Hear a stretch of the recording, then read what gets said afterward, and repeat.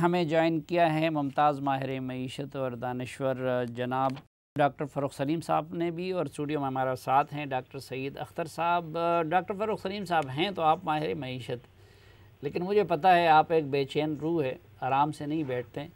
आपने कोरोना से मुतालिक भी रिसर्च किसी से कम नहीं की होगी। आपके नज़दीक ये जो लॉकडाउन के में नरमी लाने का हुकूमती फ़ैसला था, ये दुरुस्त है या गलत है? हुकूमत ने इस मामले को सही तरीके से हैंडल किया है या गलत तरीके से? साहब मेरा मौक़िफ़ ये है कि जानना ये है कि जो फैसला साजी की जा रही है, क्या वो साइंस की बुनियाद पे की जा रही है या वो सियासत की बुनियाद पे की जा रही है।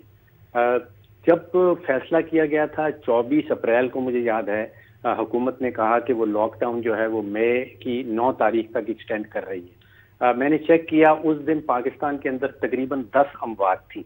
फिर 5 मई को दोबारा से हुकूमत बैठी, काबीना बैठी, और उन्होंने फैसला किया कि वो मई की 9 तारीख के बाद ईज डाउन कर रहे हैं, लॉकडाउन में नरमी ला रहे हैं। उस दिन मैंने चेक किया तो अमवात जो हैं वो तकरीबन 31 के करीब पहुंच गई थी, तो 3 गुना ज्यादा अमवात हो गई।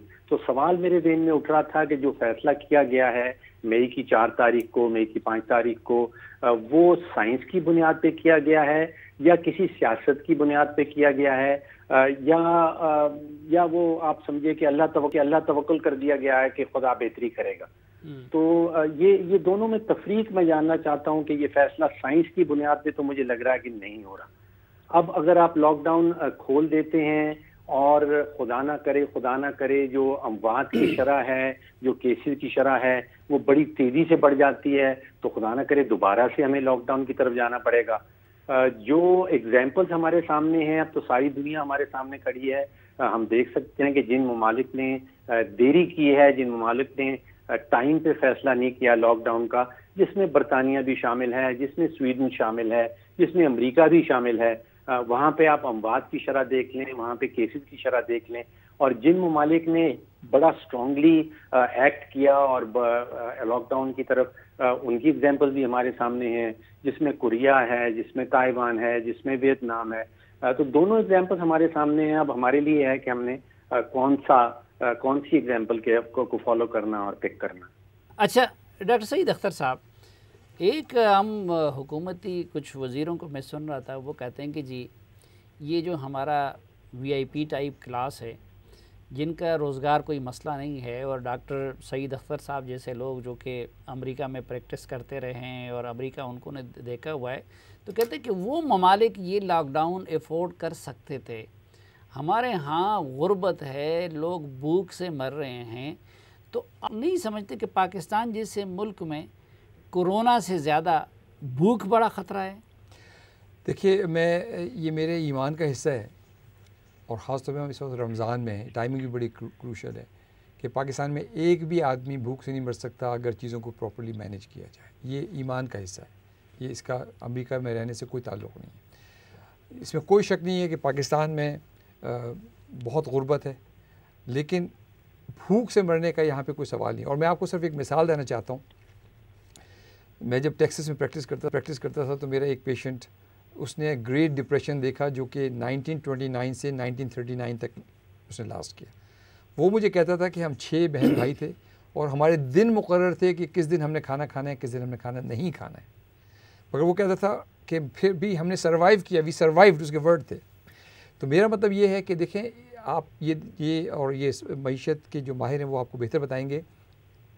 मेरी जो असेसमेंट में इवन एज अ लेमैन ये है कि अगर ये बीमारी उस तरह से फैली जिसका कि मुझे डर है, तो इंसानी जान का लॉस तो एक अपनी जगह पे होगा सो होगा, लेकिन उसके जो मुआशी और मईशती जो इम्पैक्ट होंगे वो आज के भूख के मुकाबले में 10 गुना ज़्यादा होंगे, क्योंकि पूरा आपका ये आपके इंफ्रास्ट्रक्चर को तहस-नहस कर देगी। आपको इससे कई गुना सख्त इक़दामात करने होंगे जिससे गरीब इससे 100 गुना ज़्यादा मुतासर होंगे। नॉट ओनली दैट, आपकी जो रिकवरी है ना, देखें इसको इस तरह से समझिए साफ़ी साहब कि एक आदमी है, वो घर का हाउस होल्ड की इनकम कमा के लाता है। अब अगर वही मर जाता है तो वो जो 9 खाने वाले हैं वो कहाँ जाएंगे? तो मेरा पॉइंट ये है कि इसकी वजह से इसमें कोई क्वेश्चन नहीं है कि इस पूरी पेंडेमिक के वर्ल्ड ओवर ट्रिमेंडस मुआशी और मुआशरती मसाइल पैदा होंगे, इसमें कोई दो राय नहीं है। मगर मैं ये कह रहा हूँ कि लॉकडाउन करके थोड़ा कम खा के एक तरह साथ रह के हम अगर उसको इस पॉइंट पे, और देखें वायरस का अपना एक बायोलॉजिकल साइकिल है जो हमें पता है कि अब it's coming towards the tail end, ये दुनिया से नज़र आ रहा है हमें। तो अगर हम 4-6 हफ्ते और थोड़ा सा बर्दाश्त कर लें इसको। नहीं, वो तो मेरी अपनी भी राय ये है कि शायद हम एक आमियाना राय है कि गुर्बत और भूख को एक दूसरे के साथ खल्त मत करते। पाकिस्तान में गुर्बत इंतहा की हद तक है, लेकिन जो हमारा माशरती कल्चर है शायद उसमें भूख से कोई किसी को मरने ना दे। ऐसे ही है। लेकिन डॉक्टर फ़ारूक सलीम साहब, हम इससे ज़्यादा लॉकडाउन अफोर्ड कर सकते थे जितनी हुकूमत ने की। देखिए साथी साहब, एक तो जो चॉइस दी जा रही है कि क्या अपने जान को बचाना है या आमदन को बचाना है, ये चॉइस गलत दी जा रही है। हमने दोनों चीज़ों को बचाना है। युगांडा आप देखिए अफ्रीका का मुल्क है, हमसे भी बहुत ज़्यादा गुर्बत है। उसके सदर ने कुछ देर पहले तकरीर की है और वो ये कहते हैं कि जब जंग का ज़माना होता है तो क्या आप सोचते हैं कि हमने घर से बाहर निकलना है? क्या जब जंग का ज़माना होता है तो क्या आप ये कंप्लेन करते हैं कि भैया हमें भूख लग रही है? उस वक्त आपने जान बचानी है। अगर जान बच जाएगी तो फिर आमदन तो वापस दोबारा से आ जाएगी, लेकिन आमदन जितनी भी आप कमा लें वो आपकी जान को नहीं बचा पाएगी। हालात कोरोना वायरस से पहले भी ख़राब थे, अब मज़ीद ख़राब हो जाएंगे। लेकिन जिस तरह तिब्बी वेंटिलेटर की बात की जा रही है कि अस्पतालों में वेंटिलेटर प्रोवाइड करने हैं, इसी तरह माशी वेंटिलेटर जो है वो भी हुकूमत को प्रोवाइड करना होगा। इस वक्त जो एक वाहिद एंटिटी बची है जो माशी वेंटिलेटर प्रोवाइड कर सकती है वो विफाकी हुकूमत है in collaboration with state bank of Pakistan. अब दुनिया भर में देख लें, चाहे वो गरीब ममालिक हों चाहे वो अमीर ममालिक हों, वहाँ की हुकूमतें अपने अपने सेंट्रल बैंक के साथ मिलके ये जो माशी वेंटिलेटर है वो प्रोवाइड कर रही है। हमारे यहाँ मुझे बड़ी कमज़ोरी नज़र आ रही है। विफाकी हुकूमत शायद कोशिश कर रही है कि किसी किस्म का इकोनॉमिक वेंटिलेटर पाकिस्तानी शहरियों को प्रोवाइड किया जाए, लेकिन जो रोल स्टेट बैंक को प्ले करना चाहिए था वो स्टेट बैंक प्ले नहीं कर रहा। शायद स्टेट बैंक ये सोच रहा है कि वो जंग का हिस्सा नहीं है। उसे रियलाइज कर लेना चाहिए कि स्टेट बैंक भी इस जंग का हिस्सा है। और मैं दोबारा से स्टेट बैंक के ऊपर जोर इसलिए दे रहा हूं कि जो मनी क्रिएशन हम लोग कहते हैं इकोनॉमिक्स में, यानी कि नोट छापने की मशीन, वो नोट छापने की मशीन जो है वो स्टेट बैंक के पास है, वो वफाकी हुकूमत के पास नहीं है। और यहाँ पे हमें नहीं सोचना कि बजटरी खसारा कितना हो जाएगा, यहाँ पे इन्फ्लेशन का रेट क्या हो जाएगा, यहाँ पे हुकूमत को बेशुमार स्पेंडिंग करनी होगी। जी, माफ़ी चाहता हूँ डॉक्टर साहब, वक्त हमारा ख़त्म हुआ है, वरना और भी बहुत कुछ आप लोगों से जानना मेरी ख्वाहिश थी। बहुत शुक्रिया जनाब डॉक्टर सईद अख्तर साहब हमें वक्त देने के लिए। नाजरीन, हमारे साथ सेहत के लिए वज़ीर-ए-आज़म के मुआविन ख़ुसूसी डॉक्टर ज़फ़र मिर्ज़ा ने कमिटमेंट की थी 2-3 दिन से, उन्होंने भी प्रोग्राम में हमारे साथ होना था। आज फिर उनकी तरफ से ये बात आई कि वो टेलीफ़ोन पर हमें ज्वाइन करेंगे, लेकिन आखिर में उन्होंने टेलीफ़ोन पे भी ज्वाइन करने से माज़रत कर दी अपनी मसरूफ़ियात का कह के।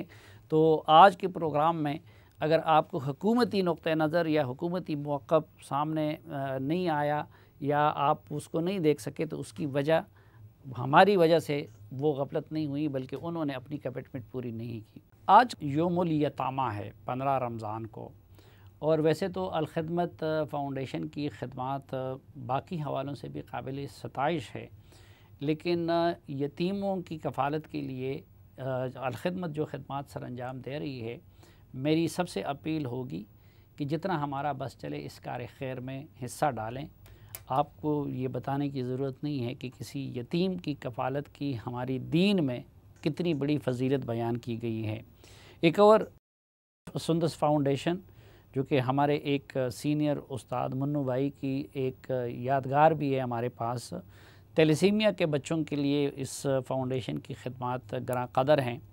और इस रमज़ान के इस मौका पे मेरे आपसे ये भी अपील होगी कि जितना हो सके इस तंज़ीम की भी मदद कीजिए। इसी तरह की जितनी भी फ़लाही तंज़ीमें हैं, यही वक्त है। एक तरफ रमज़ान का महीना जो कहा जाता है कि नेकियों के लूट का महीना है, और दूसरी तरफ ये वबा जो आई हुई है, तो ये दोनों चीज़ें तकाज़ा करती है कि हमारे साहिब सरवत लोग माजी से बढ़ के, और मैं कहता हूँ कि अपनी इस्तिताअत से बढ़ के जितना जो कुछ हो सकता है इस वक्त अपने कौम के गरीबों, मज़लूमों, नादारों और भूख और बीमारियों के शिकार लोगों की मदद करे। इस दुआ के साथ कि आप जहाँ भी रहें खुश रहें और अल्लाह की हिफाजत में रहें।